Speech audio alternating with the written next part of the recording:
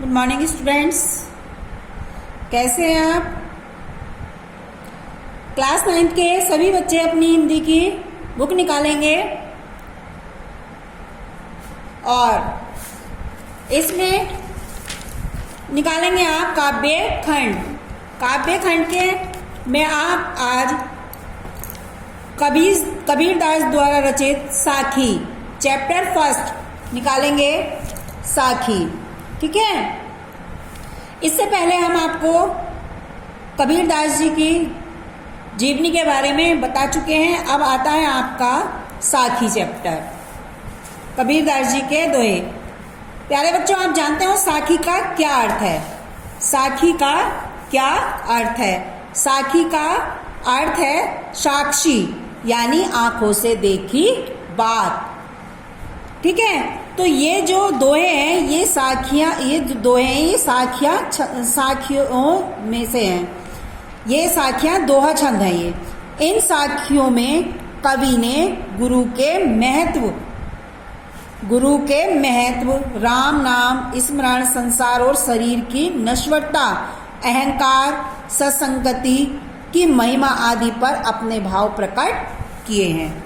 तो ये देखिए, फर्स्ट दोहा है आपका, पहला दोहा है, सतगुरु हम सूरी जी करी एक कहा प्रसंग, बरसा बादल प्रेम का भीज गया सब अंग। तो प्रस्तुत साखी महान संत और कबीरदास की गुरु महिमा संबंधी साखियों से उद्गृत है। पहले देखिए इसका संदर्भ।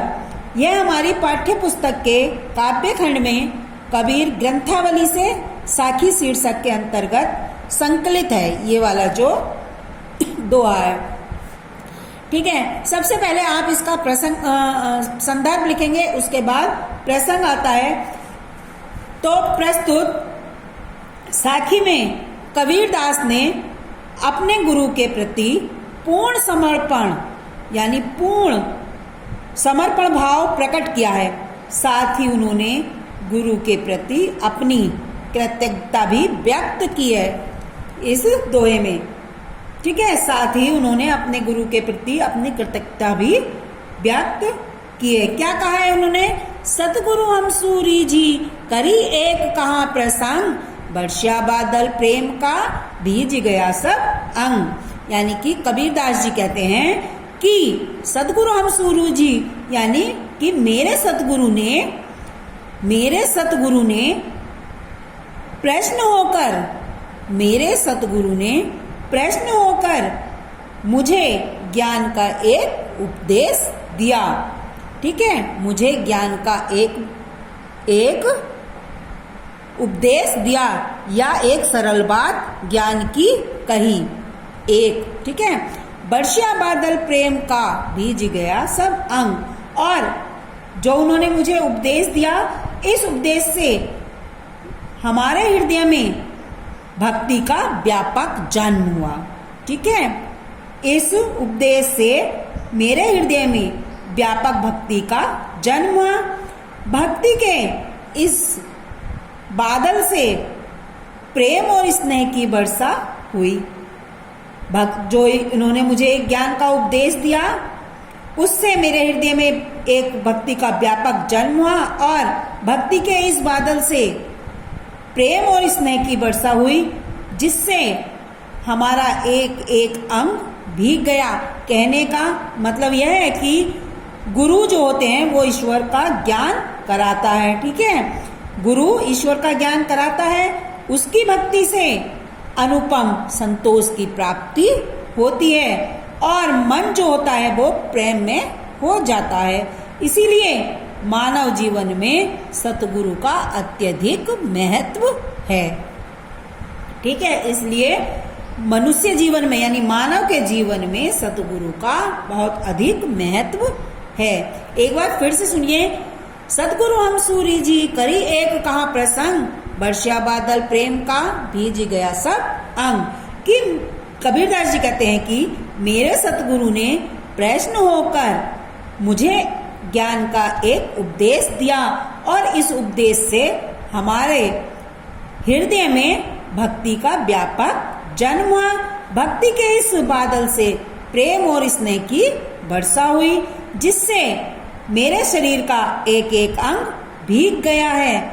कहने का मतलब यह है कि गुरु ईश्वर का ज्ञान कराता है, उसकी भक्ति से अनुपम संतोष की प्राप्ति होती है और मन प्रेम में हो जाता है। इसीलिए मानव जीवन में सतगुरु का अधिक महत्व है। आया समझ में? अब आगे देखिए दूसरा, राम नाम के पट तेरे देव को कछु नाही, क्या ले गुरु संतोष ये होश रही मन माही। तो प्रस्तुत साखी में कबीर ने गुरु की महानता और राम नाम की महत्ता का वर्णन किया है। प्रस्तुत दोहे में कबीर ने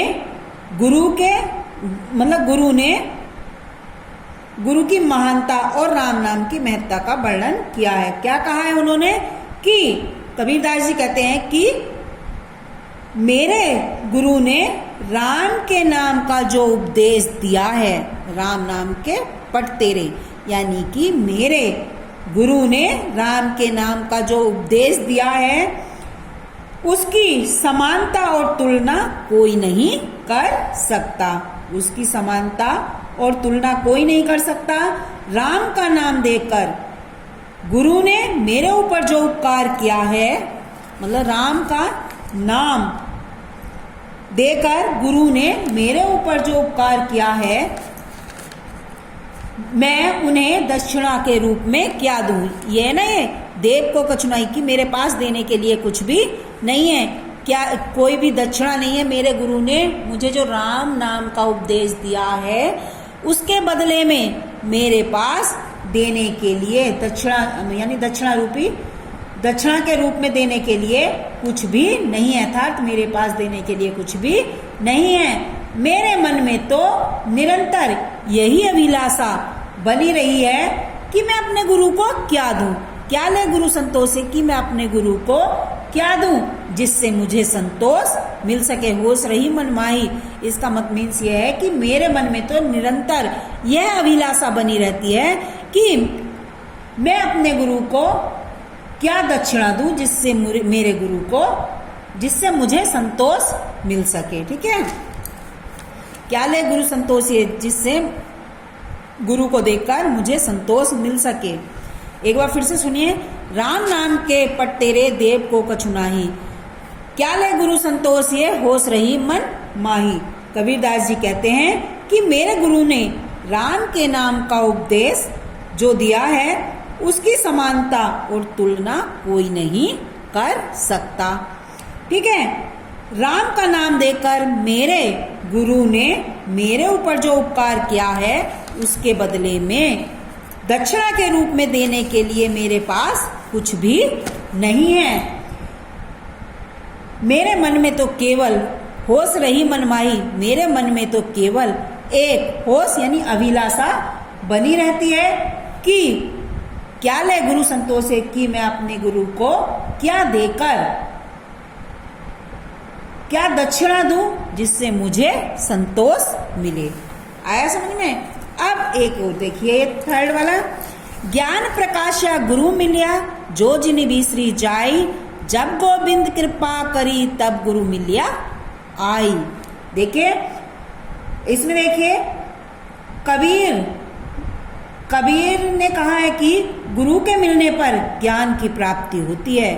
प्रस्तुत दोहे में कबीर ने यह कहा है कि गुरु के मिलने पर ज्ञान की प्राप्ति होती है और गुरु की प्राप्ति जब होती है जब हमारे ऊपर ईश्वर की कृपा होती है। ठीक है, मतलब जब हमें गुरु मिलते हैं तब तो हमें ज्ञान प्राप्त होता है। और ज्ञान कब प्राप्त होता है, गुरु की प्राप्ति कब होती है हमें, जब हमारे ऊपर ईश्वर की कृपा होती है। कबीरदास जी कहते हैं कि ज्ञान प्रकाशक गुरु मिला, कि ज्ञान कि सच्चे गुरु के मिलने पर, सच्चे गुरु के मिलने पर ज्ञान का प्रकाश फैल गया है। सो जिनी बिसरी जाई, मेरी अभिलाषा है कि जिस गुरु ने मुझे ज्ञान दिया है, जिस गुरु ने मुझे ज्ञान दिया है वह मेरे हृदय से विस्मृत न हो जाए, यानी कि निकल न जाए। जिस गुरु ने मुझे ज्ञान दिया है वह मेरे हृदय से निकल न जाए, दूर न हो जाए। गुरु का मत है कि, कहने का मतलब यह है कि मुझे सच्चा गुरु तभी प्राप्त हुआ है जब मेरे ऊपर गुरु की कृपा हुई है। एक बार फिर से सुनिए, सच्चे गुरु के मिलने से ज्ञान का प्रकाश, मुझे ज्ञान मिला है। सच्चे गुरु के मिलने से मुझे ज्ञान प्राप्त हुआ है और मेरी अभिलाषा यह है कि जिस गुरु ने मुझे ज्ञान दिया है वह मेरे हृदय से विस्मृत न हो जाए, यानी कि ओझल न हो जाए, क्योंकि सच्चा गुरु मुझे तभी हुआ है जब मेरे ऊपर उस भगवान का अनुग्रह हुआ है। ठीक है, आज के लिए इतना ही। नेक्स्ट हम आपको इसके आगे के बारे में कल बताएंगे। ठीक है, ये 3 दोहे हमने आपको बताए हैं। ठीक है, प्रस्तुत दोहे में ये जो भी हमने आपको दोहा समझाया है, इसमें इनकी भाषा सदुक्कड़ी है और रस जो है वो शांत है और छंद जो है वो है दोहा। अलंकार इसमें अनुप्रास है। देखिए, इसमें अनुप्रास अलंकार है क्योंकि इसमें एक ही शब्द की आवृत्ति कई कई बार हुई है, इसलिए यहाँ अनुप्रास अलंकार है। गे गे गुरु गुरु 2 बार आए हैं, अनुप्रास अलंकार है और रस शांत है, भाषा सदुक्कड़ी है। ठीक है, ये इनका काव्यगत सौंदर्य है। इसमें कबीरदास जी ने गुरु एवं ईश्वर की महानता की तुलनात्मक अभिव्यक्ति का कलात्मक रूप से चित्रण किया है। ओके, तो आज के लिए इतना ही। धन्यवाद। धन्यवाद प्यारे बच्चों।